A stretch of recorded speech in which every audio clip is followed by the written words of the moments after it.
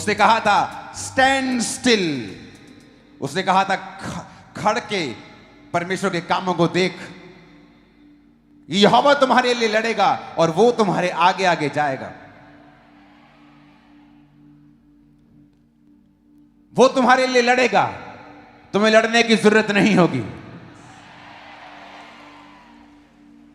अगर आप बाइबल को ध्यान से पढ़ें तो वचन शुरू करने से पहले एक बात मैं आपसे करना चाहता हूं।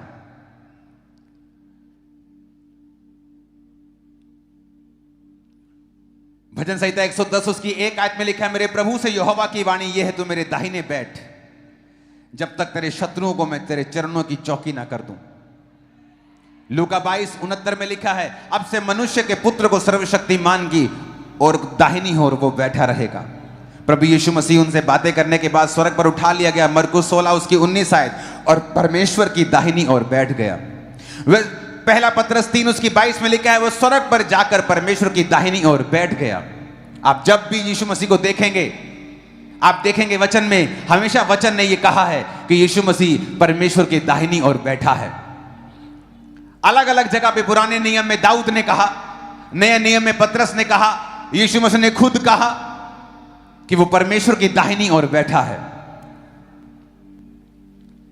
लेकिन जब आप प्रेरितों के काम में पढ़ते हैं, उसकी 7 बाब में उसकी 54 से 60 आयत में लिखा, जब वो स्तिफनुस प्रचार कर रहा था तो वो बातें सुनकर जल गए और उस पर दांत पीसने लगे, परंतु उसने पवित्र आत्मा से परिपूर्ण होकर स्वर्ग की ओर देखा और परमेश्वर की महिमा को और यीशु को परमेश्वर के दाहिनी ओर खड़ा हुआ देखकर कहा, मैं स्वर्ग को खुला हुआ और मनुष्य के पुत्र को परमेश्वर के दाहिनी ओर खड़ा हुआ देखता हूं।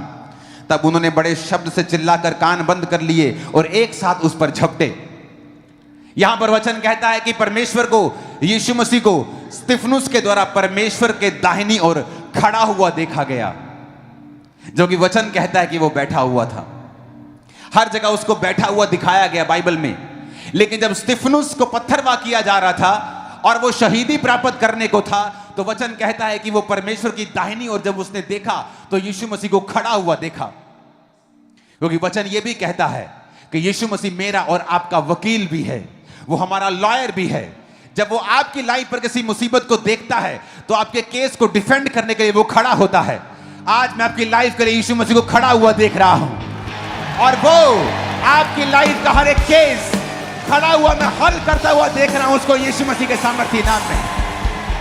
आप सोच रहे हैं कि आप एक आम व्यक्ति हैं, तो मैं आपको बताना चाहता हूं, स्तिफनुस कोई प्रेरित नहीं था, एक खाना बनाने वाला व्यक्ति था। चर्च में उसको खाना बनाने के लिए चुना गया था।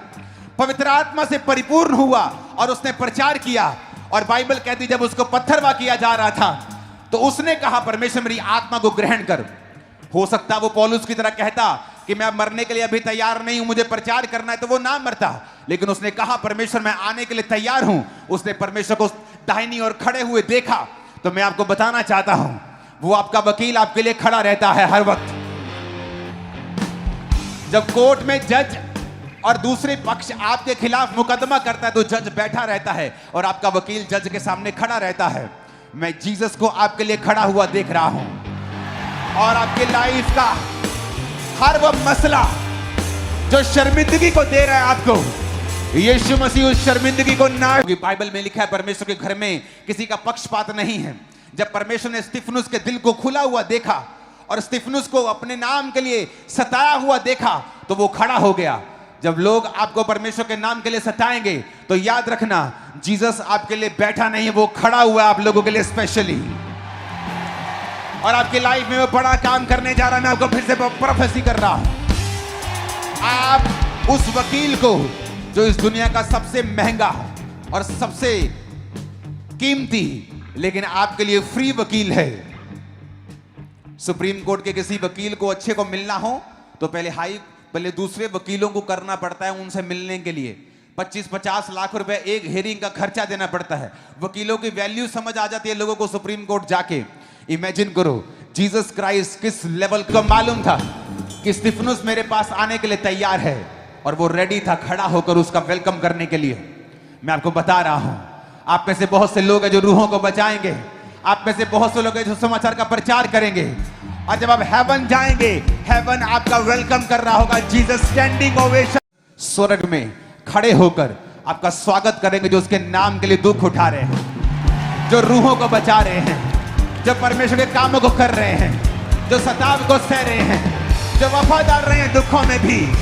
मैंने कहा वो खड़ा होकर आपका स्वागत करेगा, वहां पे आपका स्टैंडिंग ओवेशन करेगा। आप आम व्यक्ति नहीं हैं, आप आम व्यक्ति नहीं हैं, आप स्पेशल हैं जीसस की निगाहों में। आमीन ऊंचे वाला चाहिए चर्च। मैंने कहा आमीन ऊंचे वाला चाहिए चर्च। आप स्पेशल हैं, मैं आपको बता रहा हूं। स्तिफनुस ने कभी नहीं सोचा होगा कि एक खाना बनाने वाला व्यक्ति वो जीसस को खड़ा हुआ देखेगा, जबकि हर एक प्रॉफिट ने जीसस को बैठा हुआ देखा है। जीसस ने खुद कहा है कि तुम अब सर्वशक्तिमान को उसके दाहिनी ओर बैठा हुआ देखोगे, बादलों पे आता हुआ देखोगे। लेकिन जैसे स्तिफनुस का समय आया, जब आपके लाइफ में परीक्षाएं होती हैं, आपकी लाइफ में दुख होते हैं, परमेश्वर के नाम के कारण आपको सताया जाता है, तो याद रखें जीसस जो आपका लॉयर है वो आपके लिए खड़ा है। जीसस आपका वेलकम करने के लिए तैयार है, वो आपको इज्जत देने के लिए तैयार है। बाइबल कहती है। आमीन ऊंचाई आशीष हमारी है चर्च।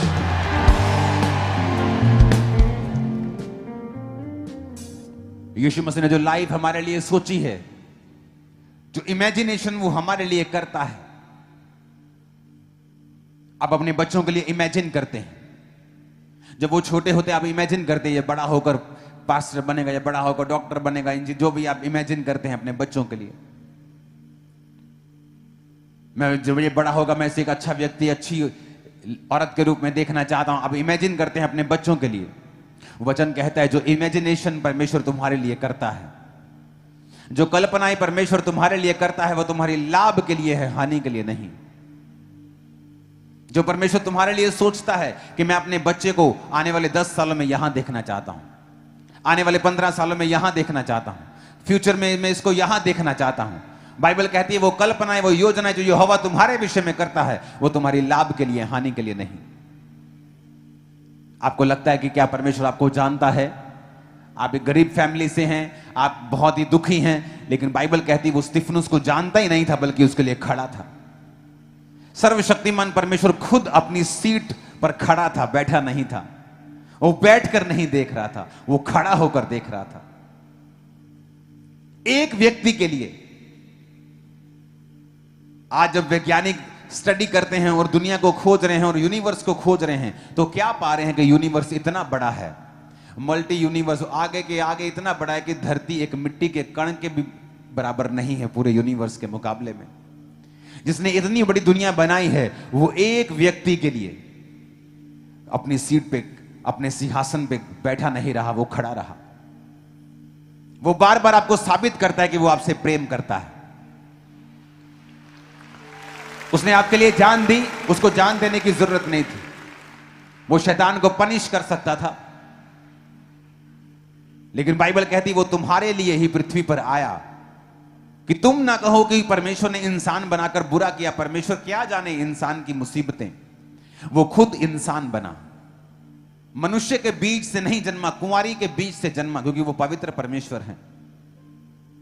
उसे धरती पर आने के लिए एक गर्भ के जरिए ही आना था, ताकि वो नेचुरल बर्थ हो, लेकिन मनुष्य के बीज से नहीं आना था, ताकि वो सुपर नेचुरल बर्थ भी हो। इसलिए उसे मनुष्य का पुत्र भी, मनुष्य के बीज से नहीं का पुत्र भी कहा जाता है। वो मनुष्य का पुत्र था अपनी मां से, और परमेश्वर का पुत्र था अपने स्वर्गीय, ईश्वर का पुत्र था अपने स्वर्गीय पिता से। हालेलुया। आप इस बात को समझ जाएं कि अगर परमेश्वर एक खाना बनाने वाले इवेंजलिस्ट के लिए खड़ा हो सकता है, अपने सिंहासन पर खड़ा होकर उसको देख रहा है कि मेरा बेटा मेरे पास आ रहा है, मैं इसको वेलकम करने के लिए तैयार हूं। या आपकी लाइफ में जब कोई मुसीबत होती है, आपकी लाइफ में कोई परीक्षा होती है,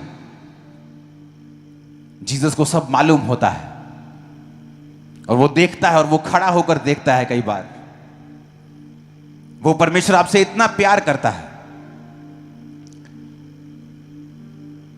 जब जीसस क्राइस्ट ने दुनिया बनाई थी, वर्ल्ड बनाया था, वचन कहता है आदि में वचन था और वचन परमेश्वर के साथ था। आदि में यीशु था और यीशु परमेश्वर के साथ था।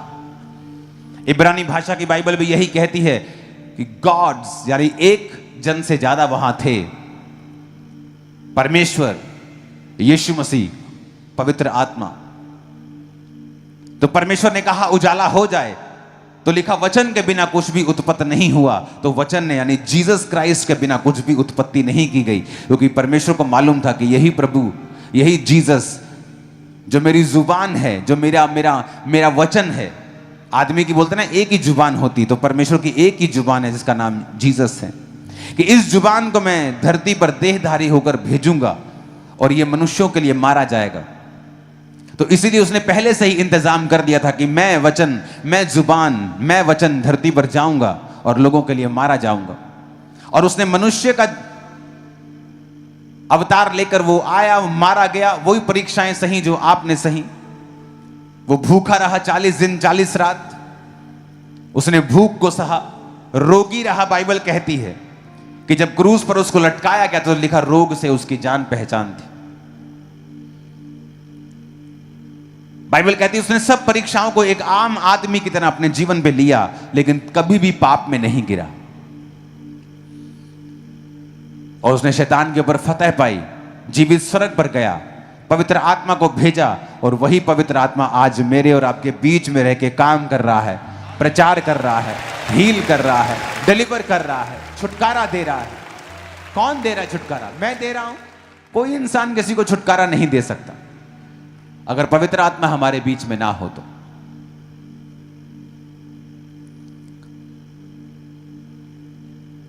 तो जीसस ने कहा कि जब मैंने तुमको बनाया, जब परमेश्वर ने आदम को बनाया तो एवरीथिंग वॉज परफेक्ट। अगर आप बाइबल में देखें तो पहले दिन परमेश्वर ने उजाला बनाया, उजाला हो जाए।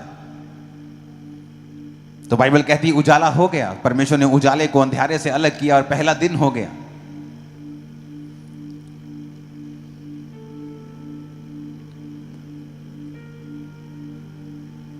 दूसरे दिन परमेश्वर ने पानी को अलग अलग किया, बादलों को और नीचे के पानी को अलग करके आकाश बनाया। तो बाइबल कहती दूसरा दिन हुआ।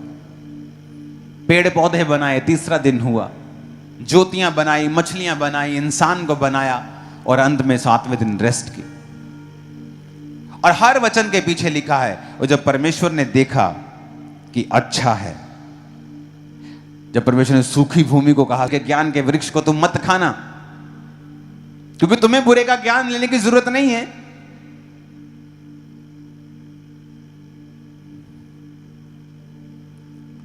आप अपने बच्चों के साथ कहीं जा रहे हो तो रास्ते में किसी का एक्सीडेंट हो जाए, तो कोई मर आ जाए, तो आप बच्चे आपके पूछते क्या हुआ, आप उसको कभी नहीं बताते बेटा उसकी गर्दन हिल गई है, वो मर गया, उसका दिमाग बाहर आ गया, वो बंदे की आप बोलते हो बेटा तू चुप कर, तो अपना काम कर, किसी का एक्सीडेंट हुआ है।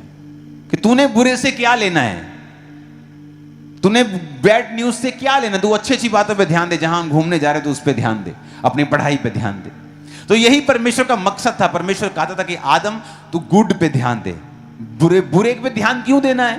बुरा तो बीमारी है, बुरा तो शैतान है, बुरी तो दुख है, रोग है, डिप्रेशन है, कमियां हैं, घटियां हैं, कर्जे हैं, बीमारी है, गरीबी है, ये बुरी चीजें। तुमने क्या करना है भूले और बुरे का ध्यान देके? बेटा तू भले की ओर ध्यान दे। It was good, it is good, it is good, everything is made for you. हर चीज तो तेरे लिए बनाई है, तो अपना ध्यान दे, एंजॉय कर मेरी प्रेजेंस में। लेकिन सांप आया और उसने औरत को कहा अगर तू ये फल खा लेगी तो परमेश्वर के तुल्य हो जाएगी, क्योंकि परमेश्वर बुरे का ज्ञान रखता है, भले का, लेकिन तुझे बुरे का ज्ञान नहीं है। तो वो बेवकूफ समझ नहीं पाई कि मुझे लेना ही क्यों है बुरे का ज्ञान, मुझे क्यों समझना है बीमारी को, मुझे क्यों समझना है तकलीफ को, क्यों श्रापों को समझ, मैं क्या लेना है, जहां जाना नहीं राह क्यों पूछना है उस गली का मुझे। पर वचन कहता है उसने खाया, अपने पति को भी दिया। तो एक काम हुआ बाइबल में, जो पहली बार डर नाम का शब्द आया बाइबल में, फियर।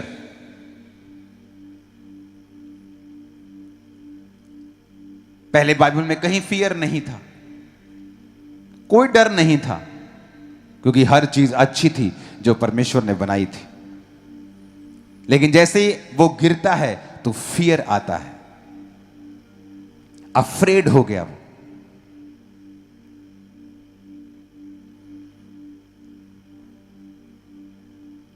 इब्रानी भाषा में लिखा है यारे, मोरली वो डर गया वो बहुत, क्योंकि अब वो परमेश्वर से दूर हो चुका था।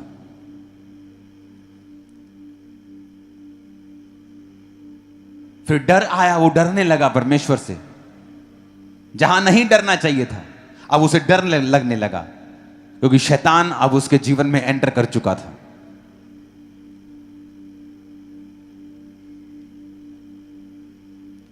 उसके 2 बेटे हुए, पहले बेटे ने दूसरे को मार दिया, मर्डर एंटर किया। पहले मर्डर नहीं था। फिर कैन को भागना पड़ा, भगोड़ा होना पड़ा, और परमेश्वर ने कहा तू मुश्किल रोटी खाएगा, फाइनेंशियल ट्रबल। पास्टर जी मैं ज्यादा मेहनत करता हूं लेकिन फल नहीं। मैं अपनी लाइफ में बहुत मेहनत की लेकिन मैं कहीं खड़ा नहीं हूं। Sign of a cursed life, श्रापित जिंदगी का एक चिन्ह परमेश्वर ने नहीं बनाया, आदम ने चुना उस शराब को। मर्डर फैमिली में आया जब उसने पाप किया। कैन को भागना पड़ा और परमेश्वर ने कहा तू भगोड़ा ठहरेगा, लेकिन तेरे को कोई मार नहीं सकेगा, मैं तुझ पे एक चिन्ह ठहराऊंगा।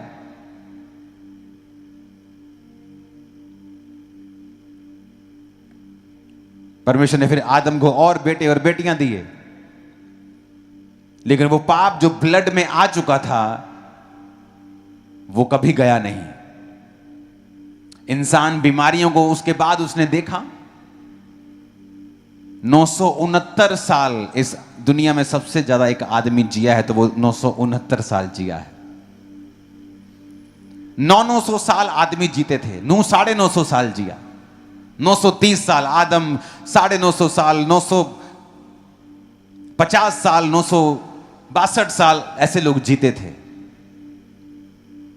इमेजिन करो पाप के बाद 900 साल जीते थे। इमेजिन करो परमेश्वर ने पाप के पहले कितना लंबा जीने का प्लान बनाया होगा। गिरने के बाद भी वो 900 साल जिए। आदम फिर नहीं सुधरा, उसके लोगों ने पाप किया। वचन कहता है जब आदम के बेटे और बेटियां हुए और परमेश्वर के पुत्रों ने, परमेश्वर के दूतों ने, क्योंकि आपको परमेश्वर दूत भी कहता है, मैसेंजर भी कहता है, मनुष्य की पुत्रियों को देखा और उनसे विवाह किए।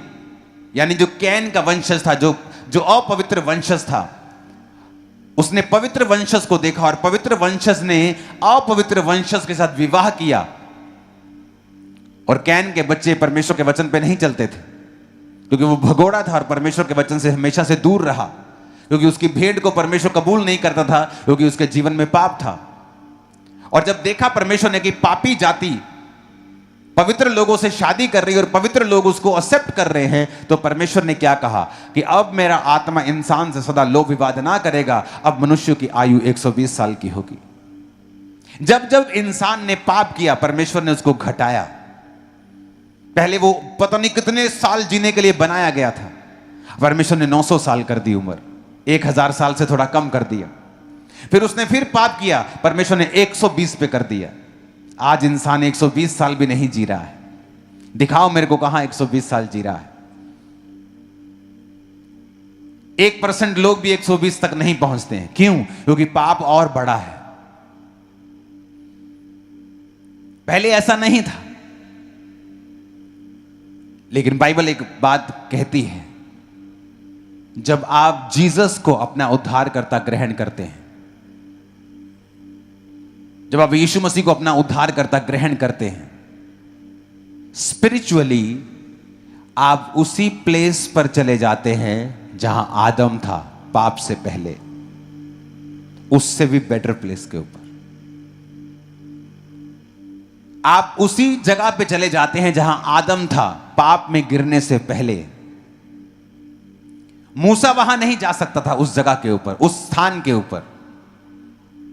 वचन कहता है कि परिपूर्णता, अनुग्रह, सब सच्चाइयां यीशु मसीह के आने के बाद परमेश्वर के लोगों पर जाहिर की गई हैं। आत्मा बाद में पिलाया गया है, पहले किसी किसी को मिलता था, अब सब मनुष्यों पर उंडेला जाएगा। आज जब एक विश्वासी इस बात को समझ जाए कि पाप की वजह से मुसीबतें, डिप्रेशन, बीमारियां, गिरना, हर एक गंदी चीज, हर एक बुरे का ज्ञान पाप की वजह से आया है, और यही गुड न्यूज है। जब लोग बोलते हैं आप धर्म बदलते हो, उन्हें शायद मालूम नहीं, वो अनपढ़ हैं शायद, और यही गुड न्यूज है। जब लोग बोलते हैं आप धर्म बदलते हो, उन्हें शायद मालूम नहीं, वो अनपढ़ हैं शायद, उन्हें नहीं पता है कि यीशु मसीह ने क्या किया है हमारे लिए, कि जीसस ने तुम्हारे लिए, पापों के लिए तुम्हारे लिए जान दी है, लहू बहाया है, ताकि तुम उसी जगह वापस चले जाओ जहां आदम था। इतनी सी बात भी समझ नहीं आ रही लोगों को। उसने नहीं कहा तुम्हारा धर्म कौन सा है, तुम्हारी जात कौन सी है। उसने कहा जिस जगह पे आदम था, एवरीथिंग वॉज गुड। आदम को श्राप मिला, उसने कहा तुम माथे के पसीने की रोटी खाया करेगा। पहले वो श्राप नहीं था, धरती ऊंट कटारे नहीं उगाती थी, नेचुरली बड़ी चीजें उगती थी, नेचुरली बड़ी चीजें उगती थी जो आदम जिसे खा सकता था। जैसे धरती पे आज आप घास लगाते थोड़ी ऊपर, हर जगह घास उगती है, पहले ऐसा नहीं होता था। पहले नेचुरली चीजें उगती थी जो आदम के काम की थी। लेकिन वचन कहता है धरती श्रापित हुई, आदम श्रापित हुआ, औरत श्रापित हुई। परमेश्वर ने औरत को कहा तू पीड़ा में बालक उत्पन्न किया करेगी और तेरी लालसा तेरे पति की ओर होगी और वो तुझ पर प्रभुता करेगा। पति को बोला तेरे माथे की पसीने की रोटी तू खाया करेगा, तू मिट्टी से बनाया गया था, मिट्टी में ही अंत में मिल जाएगा। आज जो इंसान सफर कर रहा है, हार्ड मेहनत कर रहा है, मेहनत हम भी करते हैं, लेकिन जितनी हम करते हैं हमारा फल उससे कहीं अधिक ज्यादा है। मेहनत करने को प्रॉब्लम नहीं है, पर वचन कहता है कि तुम जितनी मेहनत करते हो उतना खाते नहीं हो। वचन कहता है कि एक पूरे खेत से सिर्फ 10 लीटर दाखरस निकलेगा, मतलब तू ज्यादा करेगा लेकिन तेरा बचत थोड़ी होगी। यह कर्ज की निशानी है। और जब एक विश्वासी अपने परमेश्वर के वचन को पहचान जाता है कि यीशु मसीह ने इस कर्ज को ब्रेक किया है, जो काठ पे लटकाया जाता है वो श्रापित है ताकि वो हमारे श्राप को तोड़ सके। यही गुड न्यूज है कि जब आप जीसस क्राइस्ट को अपना उद्धारकर्ता मानते हैं, यीशु मसीह को बिलीव करते हैं, आप टेक्निकली स्पिरिचुअली उसी जगह पे पहुंच जाते हैं जिस जगह पे आदम था। आप एवरीथिंग जो आपकी लाइफ में वो गुड होना शुरू होता है। आप जैसे जैसे वचन को समझते जाते हैं और अपनी पोजीशन को समझते जाते हैं, आपकी लाइफ में बेटर आपकी लाइफ होनी शुरू होती है। आप देखते हैं कि आप उस तरह से मेहनत, वो फालतू की मेहनत, वो फालतू का झंझट आपकी लाइफ से परमेश्वर कम करता जाता है जैसे जैसे आप परमेश्वर के करीब जाते जाते हैं।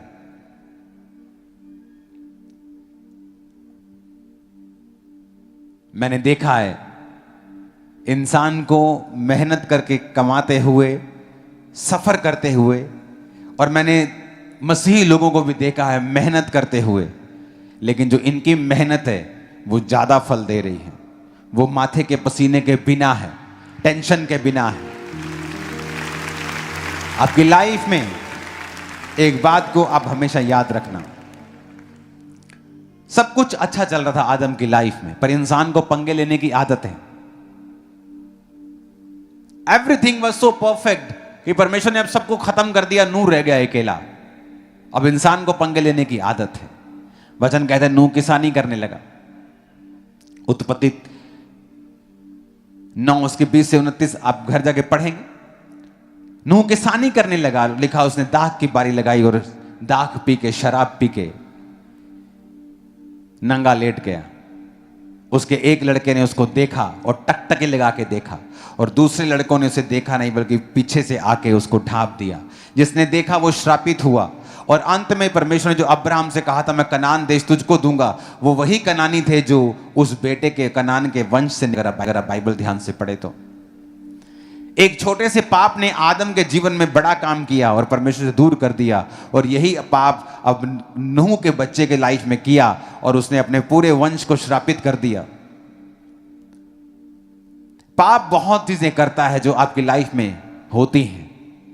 वो आपको घटाता है, माइनस करता है, स्ट्रगल देता है आपको। जिस दिन आप माइंड डिसिप्लिन सीख लेते हैं, फिजिकल डिसिप्लिन सीख लेते हैं, दो चीजें आपको सीखनी जरूरी है, वेरी इंपॉर्टेंट। माइंड का डिसिप्लिन, कि आप फिजिकली तो व्यभिचार में नहीं हैं, पर दिमाग हर वक्त गंदा सोचता है, आप हर वक्त दिमाग में व्यभिचार करते हैं, तो आपको बड़ी मुसीबतों का सामना करना पड़ेगा, आपको बड़ी सारे स्ट्रगल का सामना करना पड़ेगा। आप बहुत से स्ट्रगलिंग आपकी लाइफ होगी। आप परमेश्वर के जन होंगे, आप चर्च भी आ रहे होंगे, आप हालेलुया आमीन भी बोल रहे होंगे, बट स्ट्रगलिंग लाइफ आपका हिस्सा होगी, क्योंकि आपने अपने माइंड को डिसिप्लिन नहीं किया। इसलिए वचन कहता है जो बातें मन भावनी हैं, जो बातें सुहावनी हैं, जो सद्गुण और प्रशंसा की बातें हैं, उन्हीं पर अपना ध्यान लगाया करो। तुम्हारे मन के नहीं होने जाने से तुम्हारा चाल चलन भी बदलता जाए। मन को बदलना, सबसे अधिक अपने मन की रक्षा कर, क्योंकि जीवन का मूल स्रोत तेरा मन है। मन से ही जीवन जल की नदियां बहेंगी और मन से ही व्यभिचार भी बहेगा। परमेश्वर ने कहा अगर तू किसी स्त्री पर कुदृष्टि देखे, उसे कुदृष्टि डाले और तू अपने मन में उससे व्यभिचार कर चुका। फिजिकल व्यभिचार के कॉन्सिक्वेंस, उसका असर थोड़ा ज्यादा है लोगों की लाइफ में, लेकिन जो मेंटल व्यभिचार में है उनकी लाइफ पर भी स्ट्रगल है उस व्यभिचार का जो वो मन में करते हैं। डिसिप्लिन रखना अपने माइंड को, आप देखेंगे आपकी लाइफ में किस तरह से भी रिजल्ट आना शुरू होता है, और ऐसा रिजल्ट जो शॉकिंग होगा, वेरी शॉकिंग।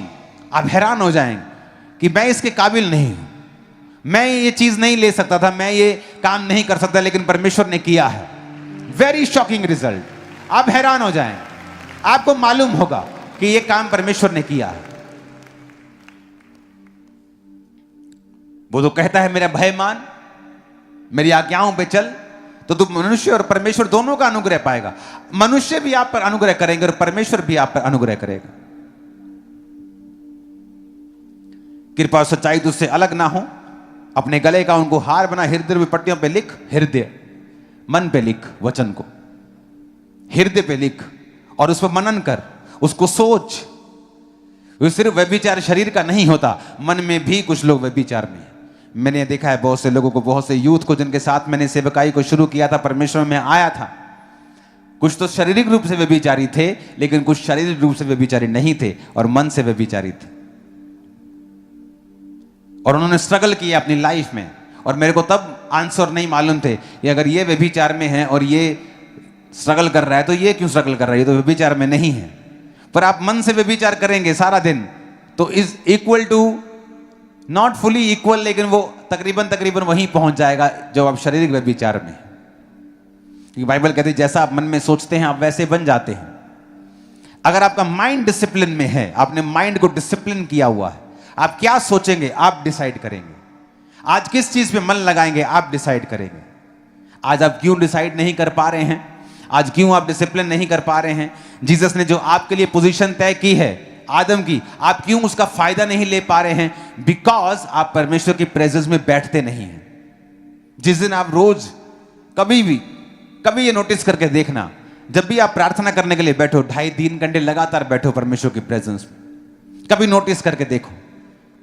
जो वचन मैं आपको सिखा रहा हूं ये प्रैक्टिकल आपको मैं लाइफ कोचिंग दे रहा हूं। आप कभी प्रार्थना में बैठें तो 2.5-3 घंटे लगातार बैठ कर देखें, वर्शिप से शुरुआत करें जिस तरह आपको बताया गया था। थैंक्स गिविंग करें परमेश्वर का, कुड़कुड़ाए नहीं, मरमर ना करें परमेश्वर के सामने। बैठें, वर्शिप करें, प्रार्थना करें, बाइबल पढ़ें, फिर प्रार्थना करें। 2.5 घंटे बैठकर देखें, आप देखेंगे स्ट्रगल बिल्कुल गायब हो जाएगा। आप देखेंगे, नोटिस करें। आपकी लाइफ में स्ट्रगल इसलिए है क्योंकि आपकी लाइफ में परमेश्वर की प्रेजेंस नहीं है। और परमेश्वर की हुजूरी जो है वेरी इंपॉर्टेंट।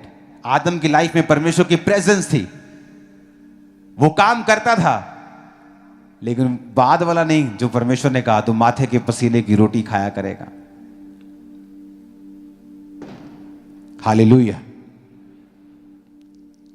मैं आपको बता रहा हूं एक एक वर्ड, अगर आप यीशु मसीह को पहचान लें, आप उसके वचन को समझ लें, आपकी लाइफ में इतना जबरदस्त काम होगा आप इमेजिन नहीं कर सकते।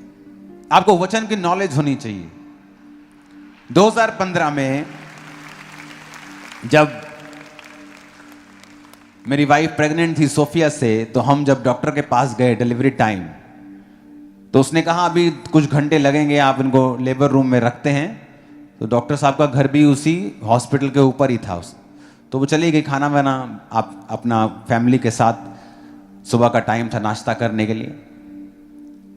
तो उसे मालूम था कि अभी 6-7 घंटे 8 घंटे लगेंगे। तो जब नर्स ने जाके बताया कि नहीं, डॉक्टर को बताया कि बेबी जो है वो डिलीवर होने वाला है विदाउट पेन किलर, कोई पेन किलर नहीं लिया, कोई मेडिसिन नहीं ली, मिनट्स में डिलीवरी हुई विदाउट पेन। आप इमेजिन कर सकते हैं? परमेश्वर ने कहा था कि तू पीड़ा करके बालक उत्पन्न करेगी, लेकिन यह प्रभु की सिद्ध इच्छा नहीं थी।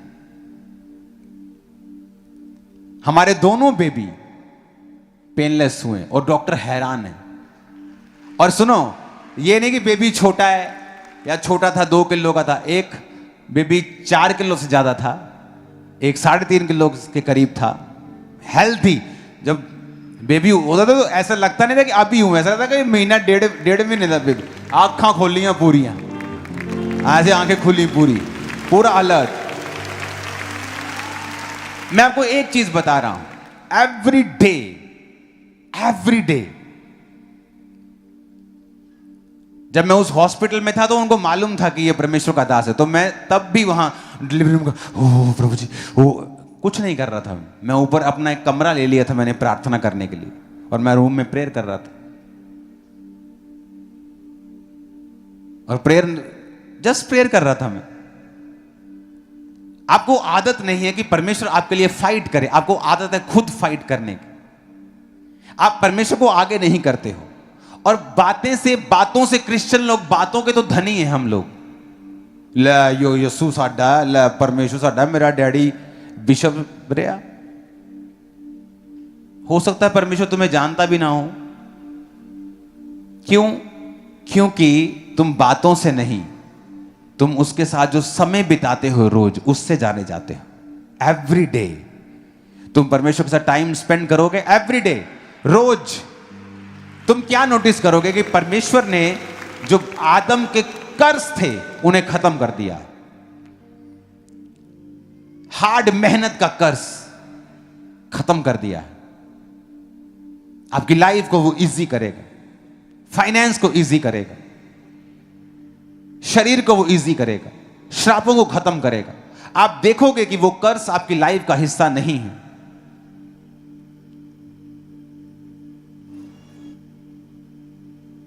हालेलुया।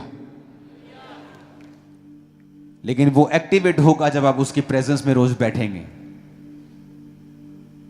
अगर आप पास्टर हैं और अगर आपकी प्रार्थना 4 घंटे से कम है तो आप बहुत ट्रबल में हैं, क्योंकि लोगों का भार भी आपको सहना पड़ेगा और आप कंफ्यूज रहेंगे। आपको बड़ी प्रॉब्लम्स होंगी, अटैक रहेंगे आपकी लाइफ के ऊपर। और एक विश्वासी अगर 2.5-3 घंटे से कम प्रार्थना में है, बहुत मुश्किल होने वाली है। हर चीज के लिए आपको जोर लगाना पड़ेगा। आपको हर चीज के लिए फेथ करने के लिए आपको बड़ा अंदर से अपने आप को मोटिवेट करना पड़ेगा। जबकि ये चीजें करने के लिए आपको मोटिवेट होने की जरूरत नहीं है, जस्ट आपको परमेश्वर के साथ, उसके साथ समय बिताने की जरूरत है।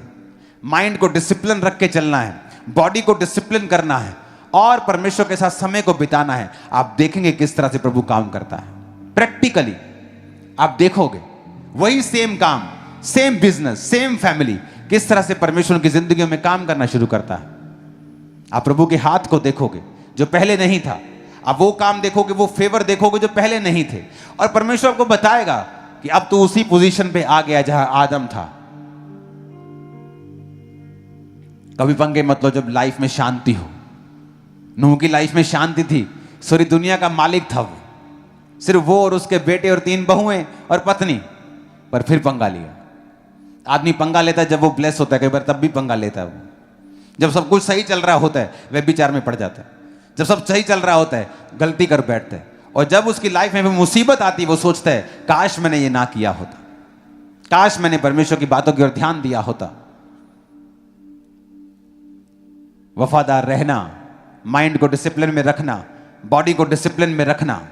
अगर आप नशा करते हैं, आपकी बॉडी डिसिप्लिन में नहीं रखी आपने, आप बॉडी को देते हैं जो बॉडी आपकी मांगती है, और इसका मतलब आप बॉडी में डिसिप्लिन में नहीं हैं। और परमेश्वर ने कहा अगर तू अपने इस पवित्र आत्मा के मंदिर को जो तेरा शरीर है नाश करेगा, मैं तुझे नाश करूंगा।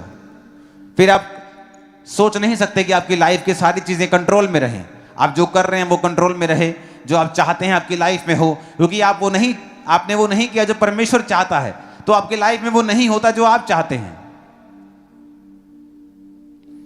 Hallelujah, hallelujah. आपको ये समझ रखनी है, स्पिरिचुअल समझ वचन की, कि अगर मैं रोज खुदा का वचन नहीं पढ़ूंगा, अगर मैं रोज खुदाबंद की प्रेजेंस में नहीं बैठूंगा, तो वो चीजें एक्टिवेट नहीं होंगी जो मेरे लिए हुई हैं। सिम आपके पास पड़ा है, फोन आपके पास पड़ा है, बस उसे अंदर डाल के एक्टिवेट करना है, वही नहीं हम कर रहे हैं। अगर हमने पापों से तौबा कर ली है, परमेश्वर को अपना उद्धारकर्ता मान लिया है, अब उसे एक्टिवेट करना है उसकी प्रेजेंस में रोज बैठकर, उन सारे हुक्मों को, उन सारी ब्लेसिंग्स को, बरकतों को, प्रिविलेजेस को जो परमेश्वर ने हमारे लिए कर दी हैं, हमें जस्ट उसकी प्रेजेंस में बैठना है और वो एक्टिवेट होते जाएंगे। शैतान आएगा अपना काम करने के लिए, बीमारी, प्रॉब्लम, ये चीजें, लेकिन वो शर्मिंदा होगा, बिग टाइम शर्मिंदा होगा। आमीन ऊंचे वाला चाहिए चर्च।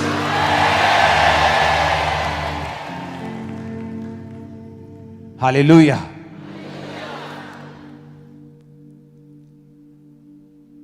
अगर उसको एक्टिवेट होता हुआ देखना चाहते हो कि जो आदम जिस लाइफ को एक्सपीरियंस करता था वो कैसी थी, तो दिमाग का डिसिप्लिन रख लो। आप कंट्रोल नहीं कर सकते कि आप फेसबुक चला रहे तो क्या आपकी फीडबैक में आएगा, लेकिन आपको उसे देखना है कि नहीं देखना है, आप कंट्रोल कर सकते हो। आप मक्खियों को भिन भिनाने से रोक नहीं सकते, लेकिन आप पर वो बैठेगी कि नहीं, आप इसे रोक सकते हो। कोई विचार शैतान आपके दिल में डाले, आप इसे रोक नहीं सकते, लेकिन उस विचार को कितना आगे लेके जाना है या उसे कैंसिल कर देना है, ये आपके हाथ में है। कोई आपसे बुरा करता है, आपको अब देखना है कि आपको अपना माइंड करप्ट करना है और बदले का बदला बदला करना है, तो ये आपके हाथ में है। या माफ करके आगे बढ़ना है, ये आपके हाथ में है। माइंड डिसिप्लिन कर लिया और शरीर डिसिप्लिन कर लिया। शरीर को वो खाने को देना है जो इसको हेल्थी रखे, शरीर को वो देना है जो इसको नुकसान ना दे, और इसका ध्यान रखना है।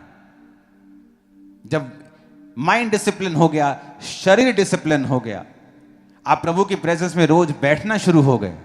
अगर पास में है तो कम से कम 4 घंटे, अगर आप 5 घंटे बैठ सकते हैं तो बेस्ट है, अगर आप बिलीवर है तो 2.5-3 घंटे करके देखो, प्रैक्टिकल करके देखो, करके देखो। ऐसा 1 महीना, मैं नहीं कह रहा साल, 1 महीना भी ज्यादा है, करके देखो, 10 दिन चेंज हो जाएगी लाइफ तुम्हारी।